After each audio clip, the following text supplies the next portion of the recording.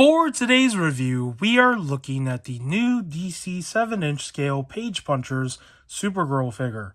Now, before I talk about the accessories and, of course, the figure, let's take a quick look at the comic book that is included with the action figure. And you do get issue number 1 of Supergirl Woman of Tomorrow. You have this nice cover art that shows Supergirl front and center. You got Crypto and this other character in the background. And yeah, pretty neat cover. Now let's take a look at the inside of the comic book. Here is a moment where she gets into a fight with someone who was stealing this other character's sword, I guess. Because this is all happening in some sort of restaurant or bar. I can't really tell what this is supposed to be.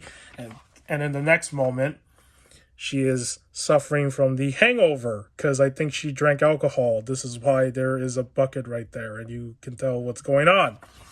And here is this other moment where she is fighting these bad guys and you can see that she is shot up with arrows.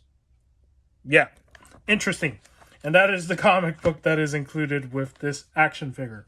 Now, of course, these figures do come with cards, but they are not data profile cards.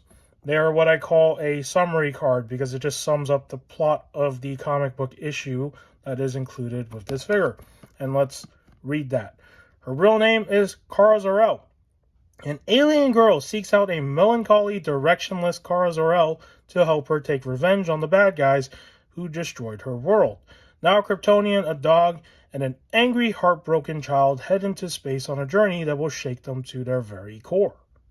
Interesting. And there's a card. Now let's talk about the accessories that are included with this figure. So this figure doesn't come with a whole lot of accessories at all. I would say she only comes with 3 different accessories. 2 of them are interchangeable hands. So it's just 2 different accessories actually. 2 interchangeable hands and of course the sword. So you do get this as well.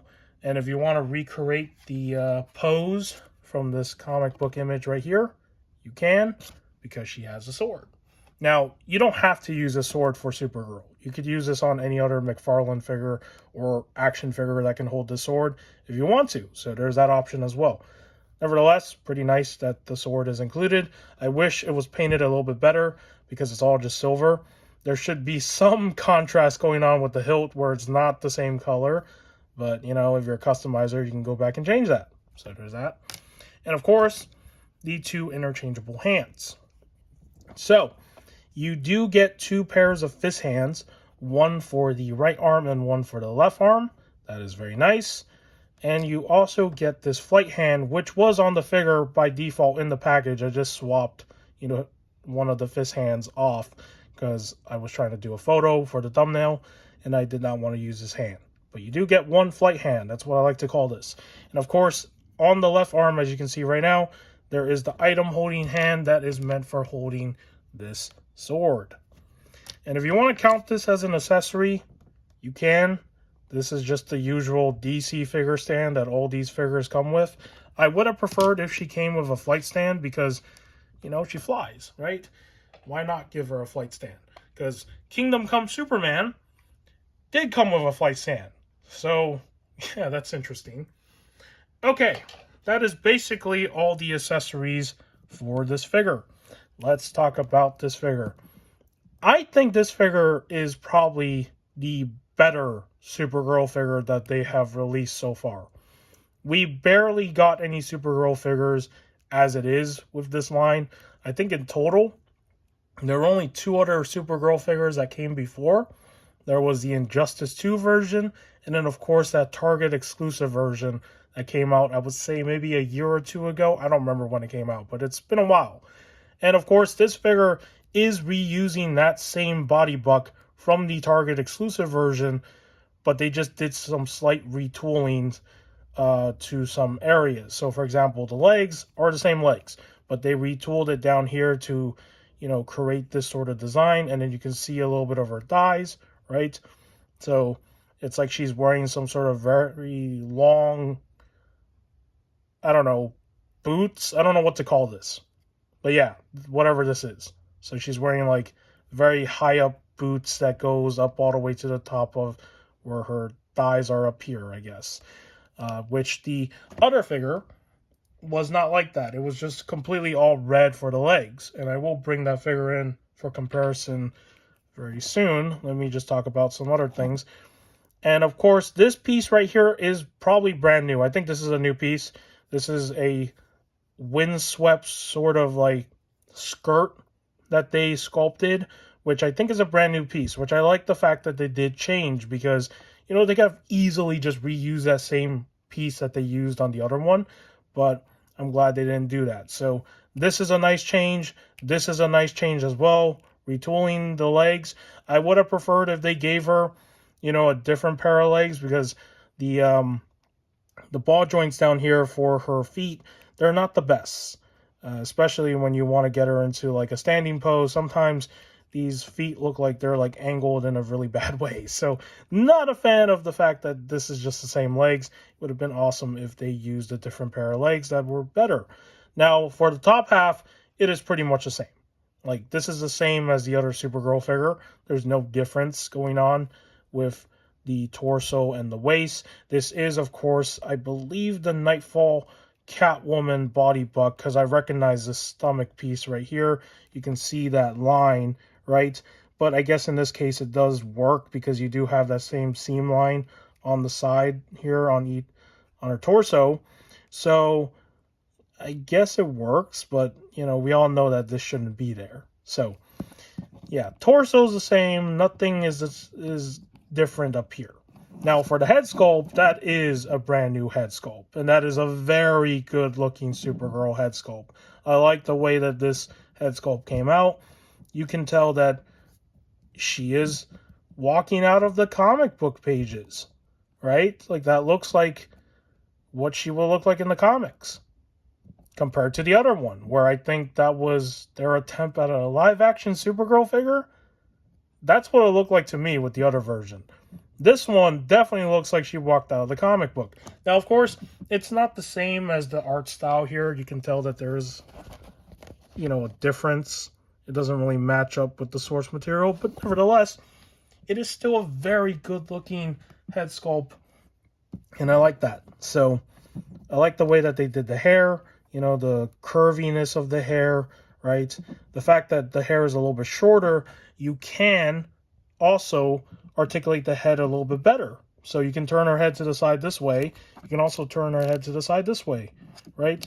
Now, the only downside is she can't look up because, you know, with a lot of female superhero characters that they have released in the past, and of course some of the supervillains, they all got the long hair thing on the back, and it's not like soft enough plastic, so you can't make them look up.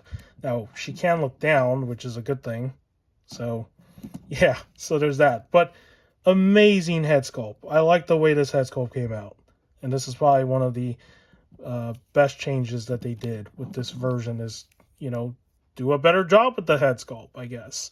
Because the other version, I don't know what they were trying to do with that figure. I honestly don't know what the attempt was. So, and now let's bring in that other figure for comparisons, since we're talking about it consistently. As you can see, there is some differences here between these two figures. You do have differences in the blue, right? She has the more darker blue. She has the more lighter blue. The S-Shield emblem is painted differently. This one has a more metallic sort of paint on it, while this one is just a flat paint. And just by looking at these two figures side to side, or side by side, I mean, you can see that the head sculpts are completely different, right? This one, comic book style. This one was an attempt to, I don't know, do a live-action Supergirl of maybe the original live-action Supergirl that, you know, starred in that movie. I think that was what they were trying to do with this figure. So I guess if you put this one next to that Christopher Reeve Superman, it might work. I don't know what was happening with this figure, because the weird thing is, this one, you know, the source material they said it was based from is the DC Rebirth version, but you can tell it's definitely not, right? Like, there is some inaccuracies there. This one, you know, looks like the one from the comic book, but just in a more 3D style look of the art style. So this one definitely looks like the comic book in a way. This one, more live action. Interesting. And of course, you can see the differences between the legs, right? This one's all red. This one has some contrast going down in the leg area, so you can see some breakup. The skirt pieces are different. This one is more neutral, where it's not windswept. This one is more windswept. And of course, the capes are different as well. So you do have a regular cloth cape. This one is a wired cloth cape. It also has the S-Shield logo on the back, which is really nice. So differences there. Overall, the slight changes that they did to this new Supergirl, I like better than this old one. So there you have the differences.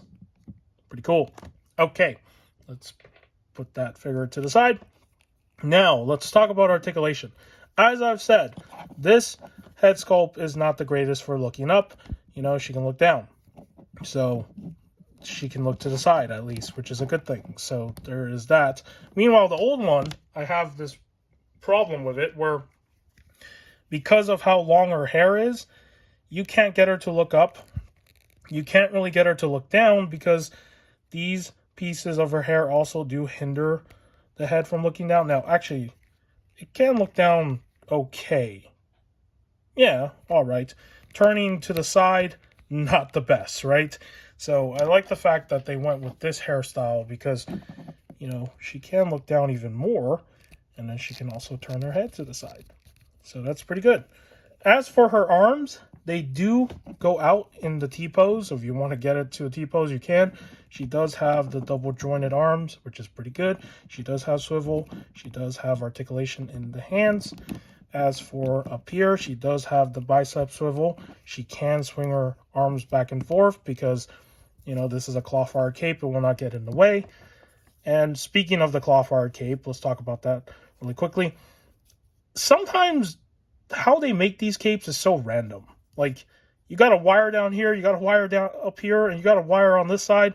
Like, there's 3 wirings going on in this cape. And I think sometimes it's good, sometimes it's bad, because you have to really fight with this cape to get it into, like, a good pose. And having 3 wires going on here does make it a little bit tricky to pose around. So, I don't know why they do this sometimes. Because some of the capes that they've made before only have wiring on, you know, the top 2 sides here, but not on the bottom. Really strange. But nevertheless, still a cool thing to have. You know, cloth wire capes are nice to see. As for her torso, let's take a look at that movement. It does swivel. It is very tight because this is a new copy, so it does move. The bottom does move as well. As you can see, also very tight. Not great. She can lean back. She can't really lean forward, so that's another problem. So she can lean back a little bit. As for her legs, you're not going to really be spreading these legs out too much. But still, it's not a bad, you know, range of movement down here, even with the skirt, right? Because I think the original one, let me see. I think this one couldn't, yeah, this one couldn't even get the legs to spread out. That's how bad the skirt piece on this one was. It's like you can't even spread the legs out too much. So there's no range of motion there. This one, you got a pretty good range of motion.